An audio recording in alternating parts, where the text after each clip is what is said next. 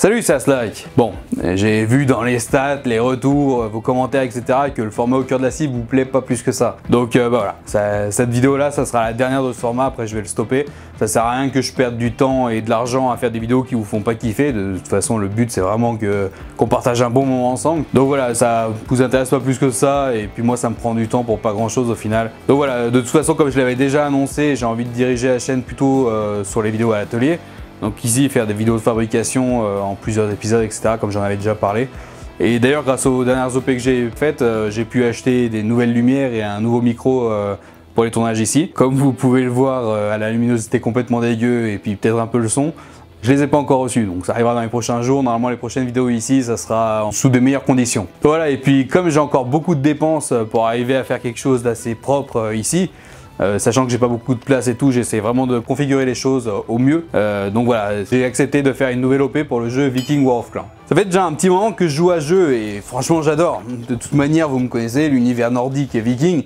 Forcément, ça pouvait que me faire kiffer. Viking War of Clans est un bon gros jeu de stratégie inspiré des meilleurs jeux de ma jeunesse, comme par exemple Age of Empires ou encore Stronghold. Les jeux d'aujourd'hui n'ont plus le charme de l'époque. Je pense par exemple aux parties d'Age of que je faisais sur plusieurs jours quand j'étais ado. Cette patience et cette stratégie qu'il fallait mettre en place pour pouvoir espérer vaincre.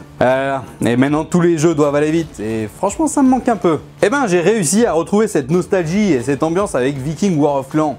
Les graphismes sont super et notamment une magnifique 3D. Tu es le Jarl du village, donc le chef en gros. Le but est de développer ton village, ton armée et de gérer tes ressources. L'avantage c'est que c'est pas punitif comme un MMO, tu peux jouer 5 minutes ou toute la journée et tu ne seras pas à la traîne par rapport aux autres joueurs. Et ça franchement, c'est super cool. Entre l'exploration, la construction, les technologies, la chasse au PVP ou encore comme moi la traque du monde mythologique, c'est certain, il y a un style de jeu qui est fait pour toi. Enfin bref, vous pouvez télécharger le jeu gratuitement grâce au lien que je vous mets dans la description, vous obtiendrez un bonus de 200 pièces d'or et un bouclier de protection. Et n'hésitez pas à venir rejoindre mon clan avec mon pseudo AslakYT. Allez, passons à la vidéo.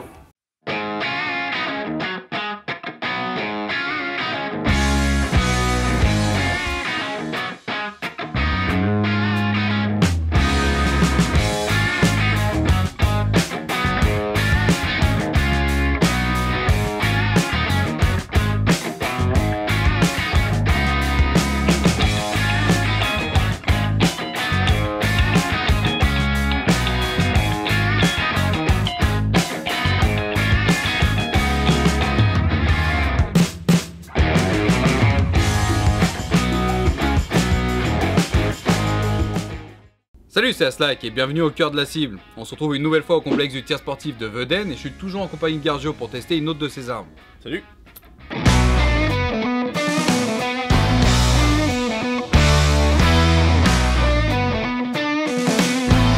Aujourd'hui nous nous retrouvons pour découvrir et tester le Glock 17 en calibre 9 mm Parabellum. C'est une arme de poing, donc vous connaissez le topo, elle est classée en catégorie B, donc soumise à demande d'autorisation de détention. Glock est une entreprise autrichienne qui a été fondée en 1963. Elle tient son nom de son fondateur et actuel président, Monsieur Gaston Glock. Cette entreprise est principalement réputée pour ses pistolets, car ils sont faits en polymère, ce qui les rend légers et non soumis à la corrosion. Ils sont également simples d'entretien et faciles d'utilisation.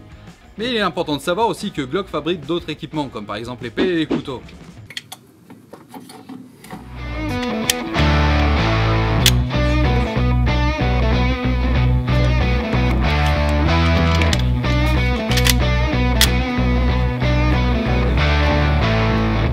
Glock est donc devenu un terme générique pour les pistolets, mais il en existe plusieurs modèles, comme le Glock 17 que nous voyons aujourd'hui, ou encore le Glock 18, le Glock 19, et tous les numéros jusqu'à 45.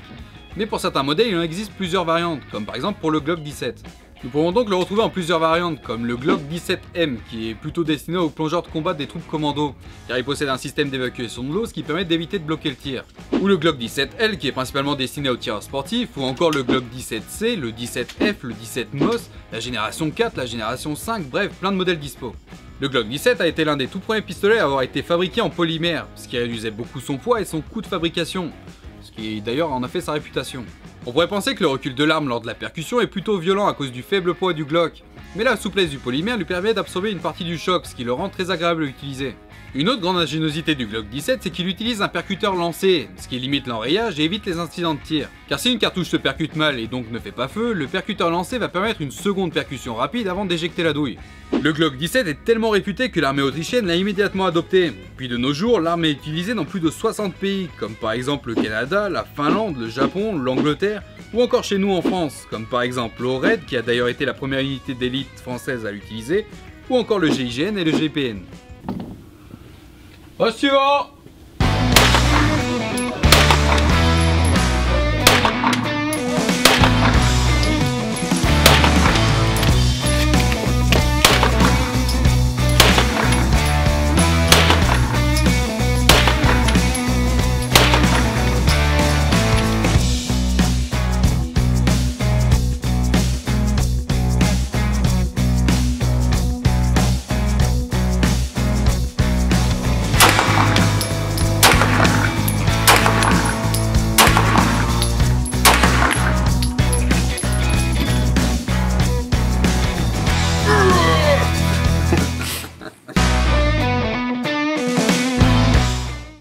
Et donc pourquoi Glock? Parce que c'est assez controversé, c'est soit on aime soit on n'aime pas, moi je trouve.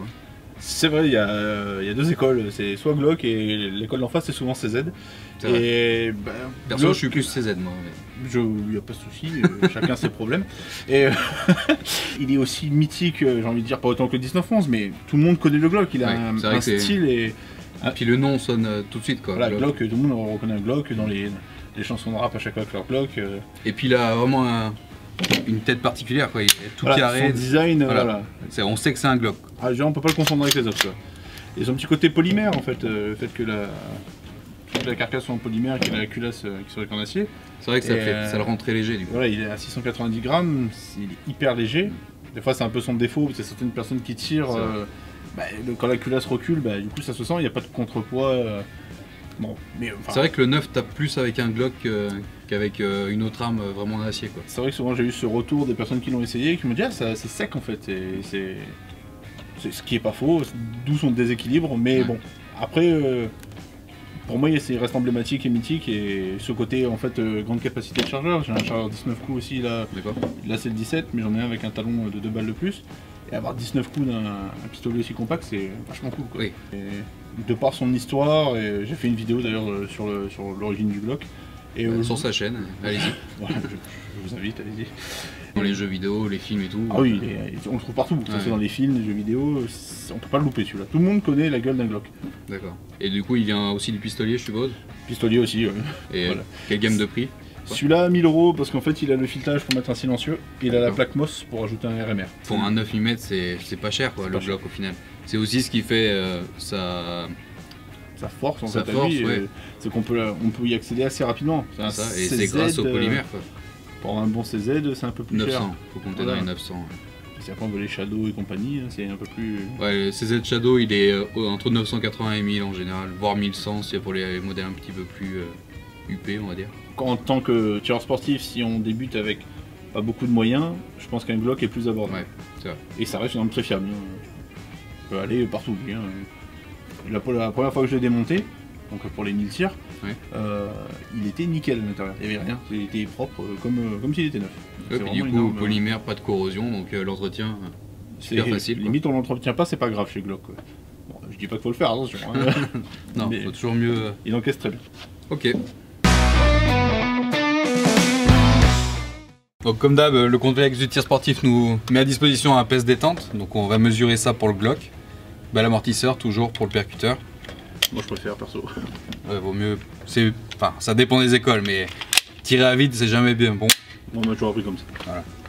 Donc on remet la machine à 0, hop.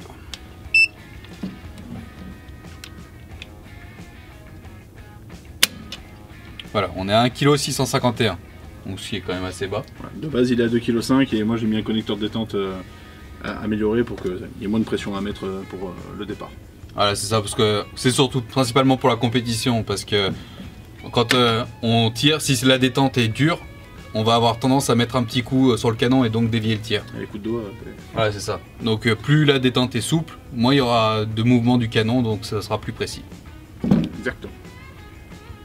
Et voilà qui termine la vidéo. Un grand merci au complexe du tir sportif de Veden pour nous avoir accueillis et permis de filmer sur le pas de tir. Merci à toi Garjo de m'avoir fait essayer ton Glock. Bah, avec plaisir. Voilà, j'espère que la vidéo vous a plu et nous on se retrouve bientôt dans une prochaine vidéo. Salut! Salut.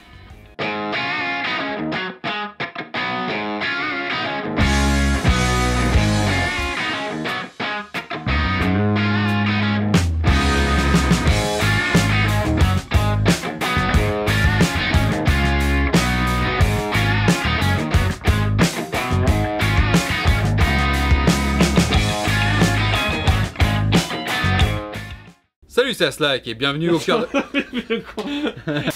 Salut, c'est Garjo. C'est Garjo.